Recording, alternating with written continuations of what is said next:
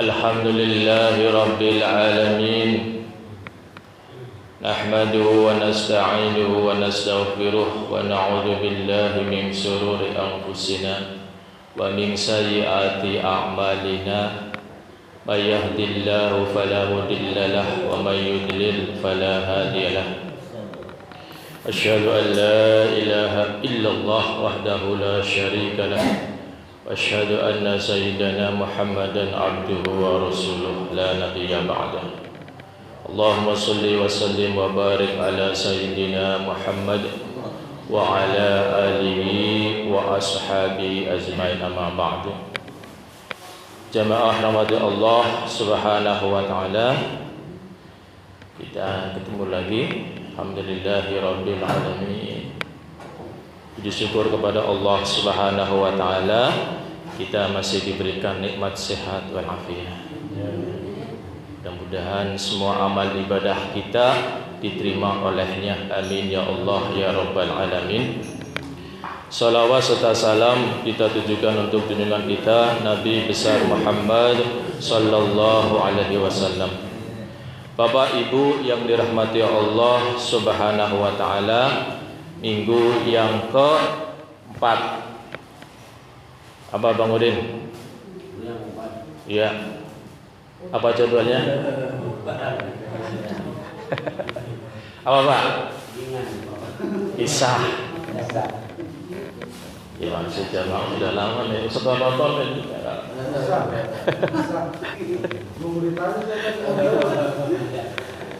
Saya coba ya, di dalam Al-Quran itu ada nama yang diabadikan oleh Allah subhanahu wa ta'ala, yaitu Luqmanul Hakim. Itu luar biasa sampai Allah mengabadikan dalam Al-Quran. Ada apa sebenarnya itu?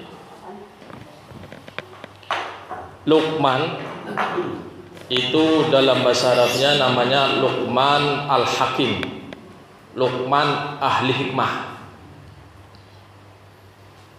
Ya, itu disebut dalam surat Luqman, yaitu ayat 12 sampai 19. Luar biasa Allah sampai menyebutnya di dalam Al-Quran. Yang dikenal di dalam Quran itu Luqman itu karena nasihat-nasihatnya kepada anaknya. Ibnu Katsir itu berpendapat bahwa nama panjang Luqman adalah Luqman bin Unaqah bin Sadun. Ini saya kutip dari Wikipedia. Insyaallah kalau Wikipedia bagus saya sumbernya. Sedangkan asal usul Luqman sejumlah ulama berbeda pendapat. Misal Ibnu Abbas itu menyatakan bahwa Luqman adalah seorang tukang kayu dari Habsyi. Riwayat lain menyebutkan ia itu bertubuh pendek, berhidung mancung dari Nubah. Nubah dari mana tuh? Seorang apa? Saya nggak tahu itu. Daerah Arab ya? Oh iya, dari Arab. Dan ada yang berpendapat beliau ini berasal dari Sudan. Sudan mana? Arab juga. Baik lah. Tahunya Arab dulu nih bang. Ada pula yang berpendapat Luqman itu adalah seorang hakim pada zaman Nabi Daud. Allah alam ya. Saya hanya mengutip saja ini. Kebenarannya Allah subhanahu wa ta'ala yang tahu. Namun ada beberapa ulama yang mengatakan dia seorang nabi namun bukan rasul. Itu sebagian ya, pendapat. Sehingga memanggilnya dengan Luqman alaihissalam. Ada sebagian seperti itu.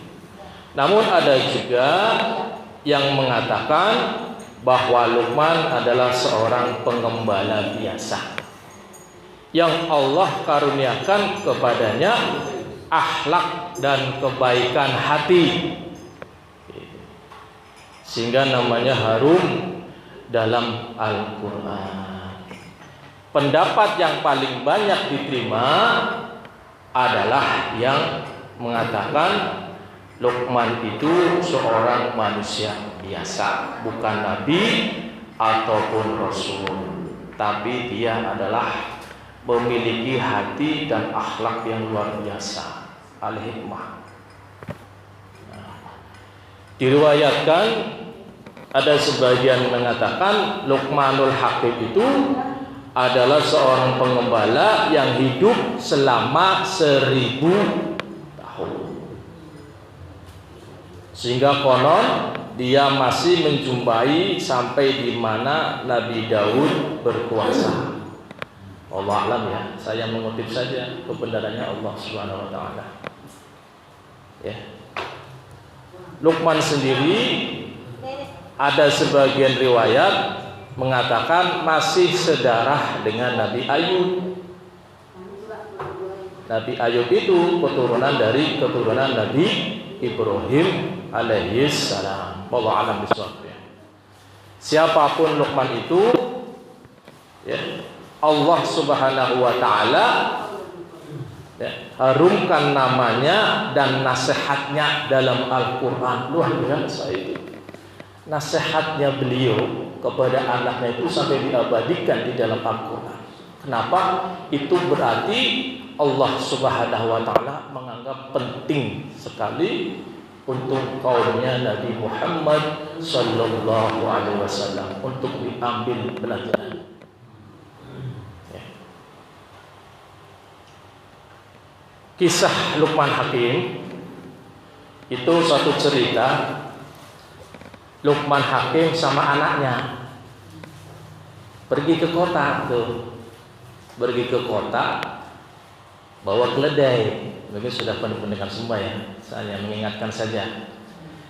Luqmanul Hakim beserta anaknya ke kota naik keledai. Lantas Luqmanul Hakim ini menaiki keledainya. Si anak berjalan di sebelahnya. Anaknya bilang, ayah naik aja ke keledai, biar saya yang jalan. Ya sudah, jalan tuh. Bapaknya naik keledai, anaknya jalan. Orang yang melihatnya itu kemudian komentar, bisa aja ayah ya, bapaknya tega banget sama anaknya. Gitu. Anaknya dibiarin berjalan, dianya naik keledai. Gitu. Orang memandang. Lantas Luqman ini mendengar ada omongan begitu. Bergantilah anaknya yang naik, ya. Bapaknya turun. Gitu. Berjalanlah. Omongan lagi. Tega banget ya anaknya.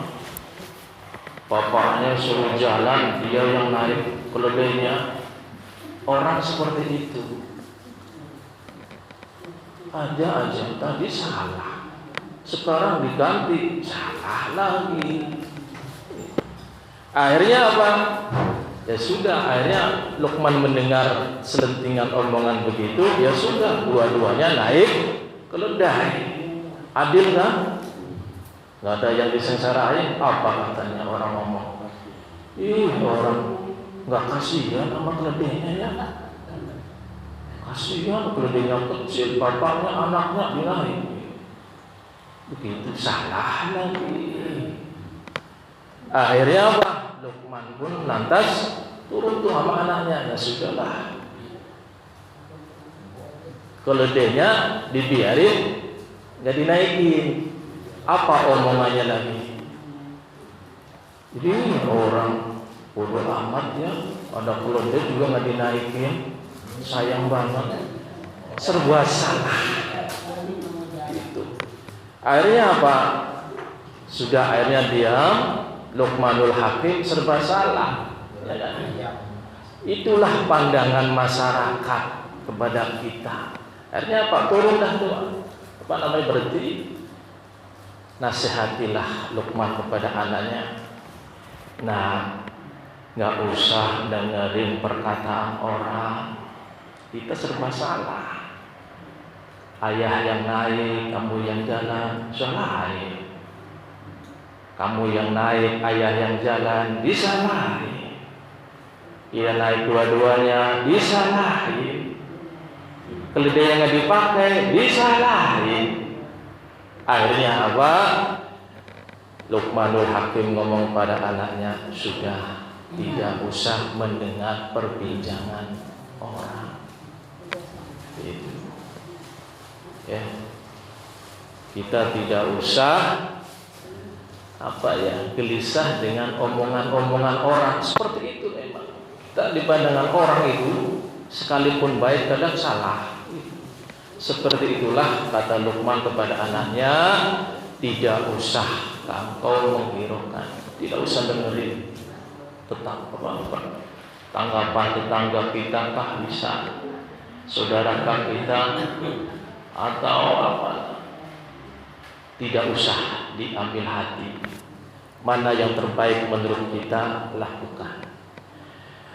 Jemaah rahmati Allah Subhanahu wa taala, kata Luqman kepada anaknya, kita tidak perlu memusingkan perkataan mereka. Udah nggak usah pusing-pusing tentang ngomong ini, nggak usah dipikirin.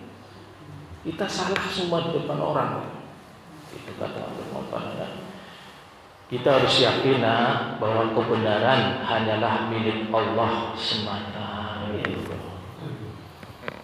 Jemaah rahmatullah Subhanahu wa taala, apa lantas yang bisa kita ambil pelajaran di dalam Al-Quran ini? Allah mengabadikan nasihat Luqman kepada anaknya. Apa nasihatnya? Yang pertama, dalam surat Luqman ayat 13, Allah Subhanahu wa taala berfirman yang artinya adalah, dan ingatlah ketika Luqman berkata kepada anaknya di waktu ia memberi pelajaran kepada anaknya, hai anakku, jangan kamu mempersekutukan Allah Subhanahu wa ta'ala. Apa kata Luqman? Sesungguhnya mempersekutukan Allah merupakan suatu kezaliman yang besar.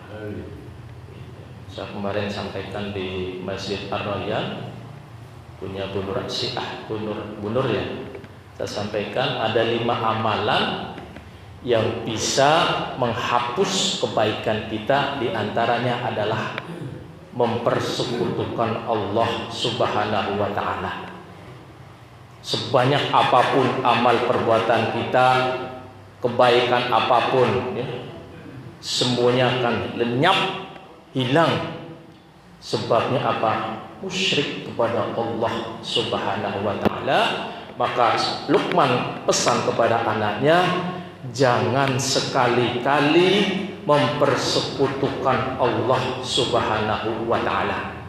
Ini nasihat yang pertama. Yang nasihat kedua, dalam surat Luqman ayat 14, beliau berpesan kepada anaknya, berbuat baiklah pada orang tua.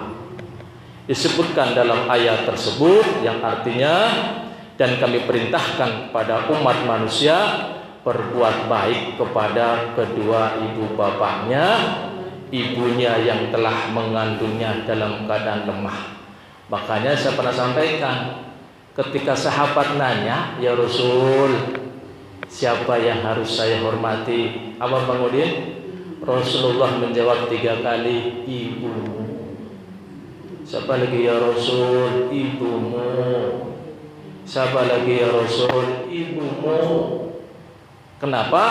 Di sini Allah menyatakan ibunya telah mengandung dalam keadaan lemah. Makanya Masya Allah, anak kalau berani sama ibunya itu nggak mikir ya anak itu. Bangetan ya. Makanya di sini ibunya telah mengandungnya dalam keadaan lemah. Artinya apa? Ibu-ibu. Sampai Rasulullah menjawab, ibumu. Lantas Rasulullah, siapa lagi ya Rasul? Baru Rasulullah menjawab, bapakmu. Berbuat baik pada orang tua. Kita misal kebaikannya banyak, amal ibadahnya banyak, sama orang tua melawan, ya Allah, sayang itu ibadahnya. Yang ketiga, Luqman berpesan kepada anaknya, Allah Maha melihat. Apa kata Luqman kepada anaknya dalam surat Luqman ayat 16 yang artinya, wahai anakku, sesungguhnya jika ada suatu perbuatan seberat biji sawi dan berada dalam batu atau di langit atau di bumi, niscaya Allah akan mendatangkannya, akan membalasnya. Makanya dalam surat Az-Zalzalah jelas, wa may ya'mal misqala dzarratin khairan yarah wa may ya'mal misqala dzarratin syarran yarah. Sekecil apapun kita nyingkirin batu, kerikil tajam dari jalan, itu tercatat oleh Allah Subhanahu wa taala. Kita amalnya banyak, gede, sedekah gede, tapi nggak ikhlas, itu malah nggak kecatat itu.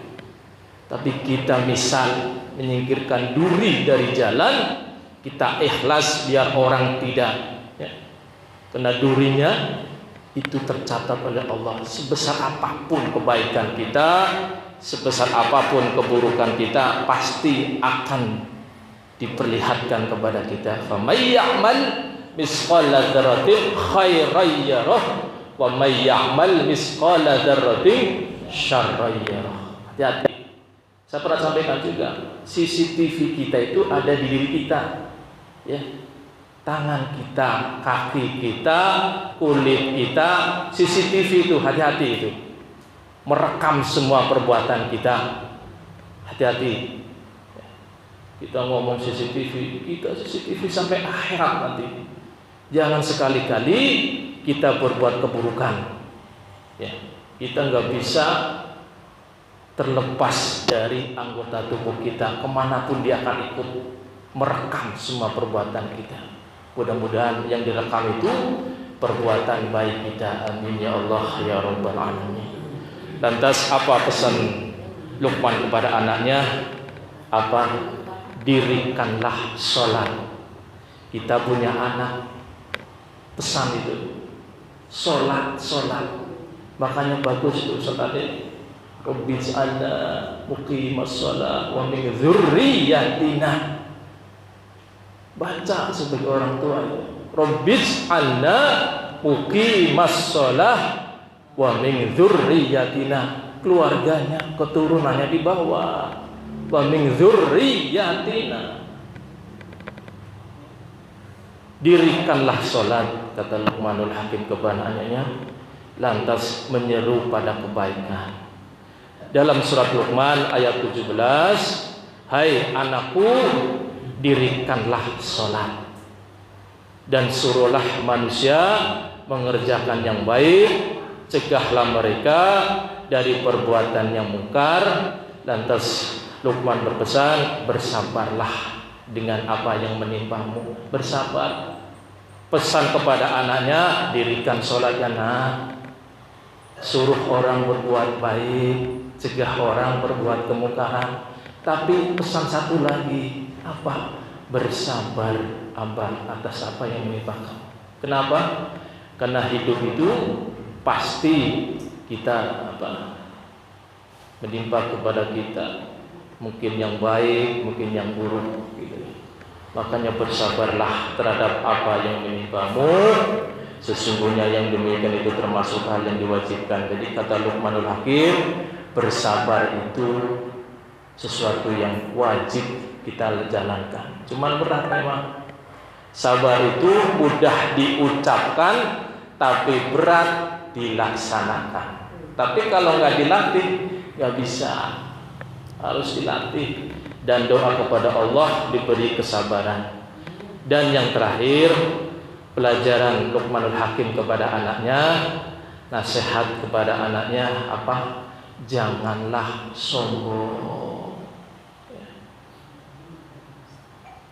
Rasulullah SAW pernah sampaikan, tidak akan masuk surga jika dalam hati kita ada secuil kesombongan. Dalam Quran surat Luqman ayat 19,